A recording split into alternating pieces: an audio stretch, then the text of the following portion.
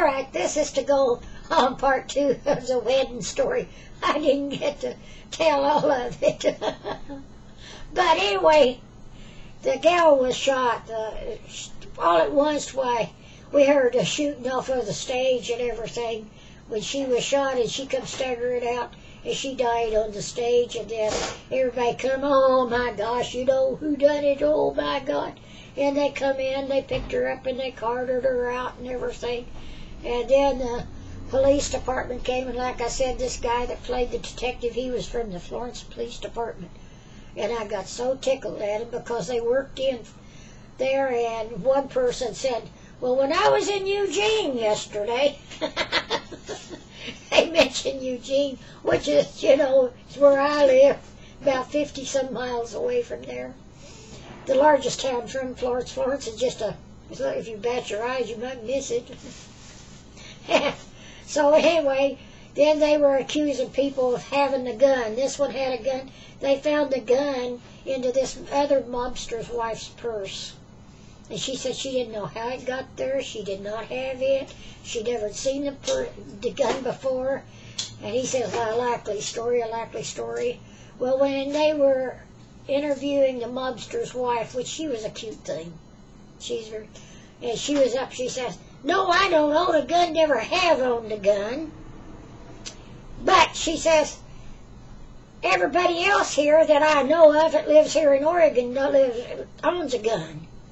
Because if you take the bear and the cougar and the wildcat and the neutrons and even the fishes, a person needs a gun here in Oregon. And that's why everybody has a gun here in Oregon. But me.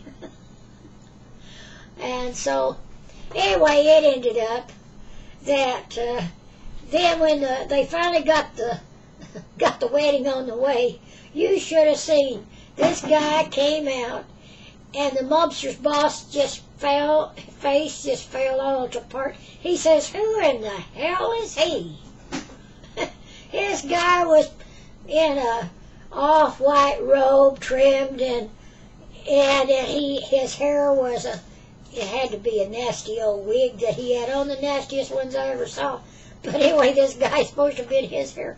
But it was an old dirty blonde, and it came way down on him, and he carried a stick in his hand, and on top of that stick was this great big flower of rhododendron flower on top of this stick. And anyway, they asked, who in the hell is he? What is he there for? He said, well, Father so-and-so couldn't make it today, so I was told to take his place. I'm here to marry somebody. They said, you? He was the most terrible. He had on these old black, old dirty-looking sandals, and he really was something.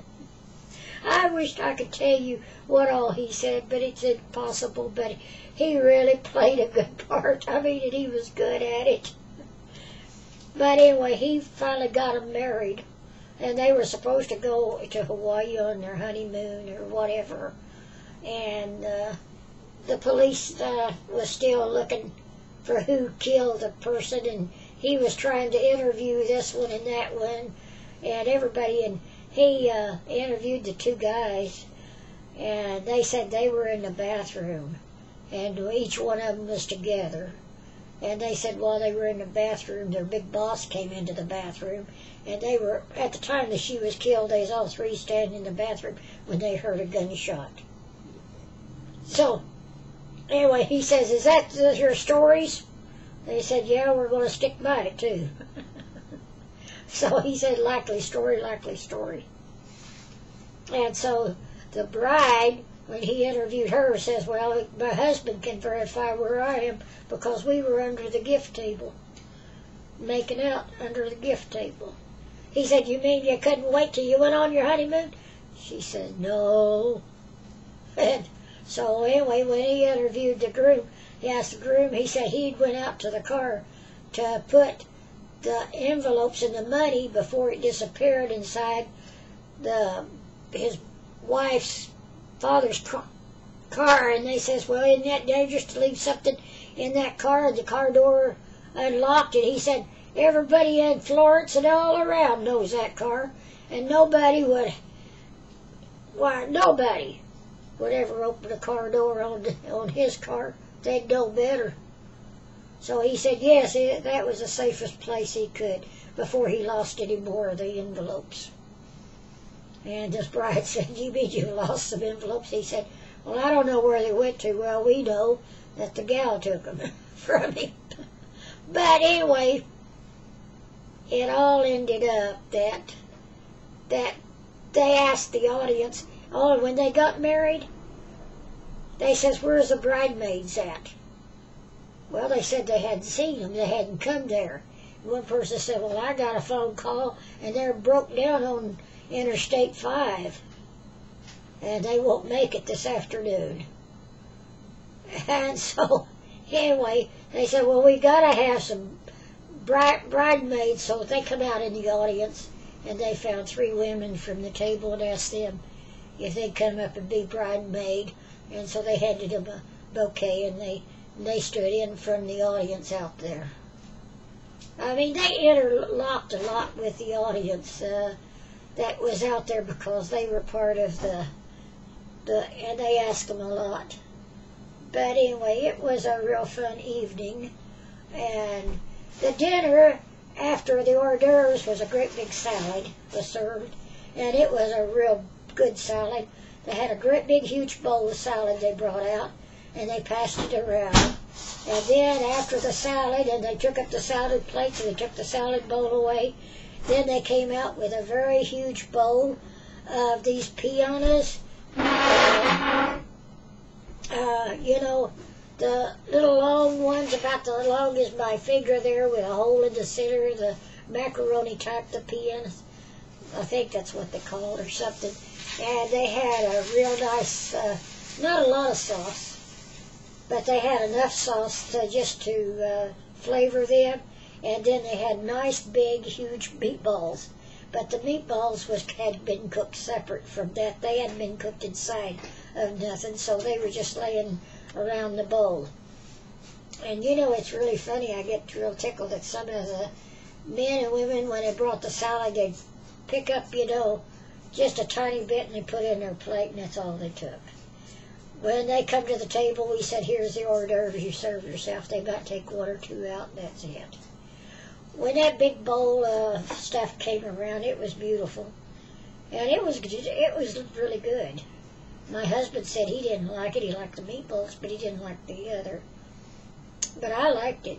Anyway, here they took out a little spoonful and maybe 1 meatball or something like that. Well, when it come to me here, I was hungry. Like I said, I was hungry. I took out several big spoonfuls of that stuff.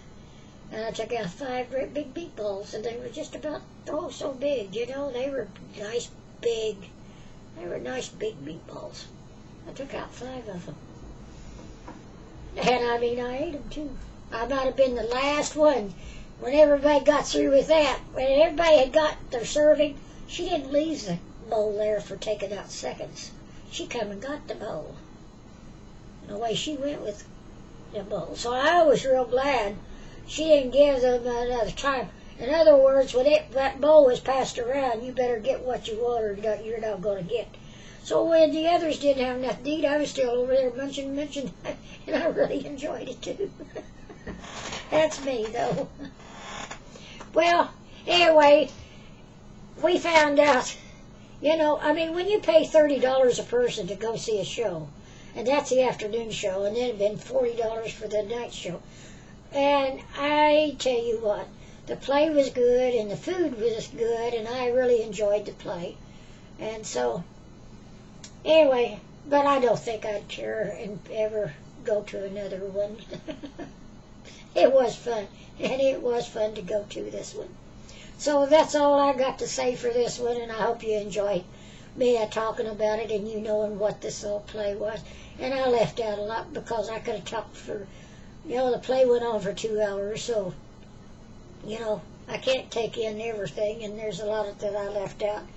But I want to wish you all the very best, and God bless to all of you. Bye now.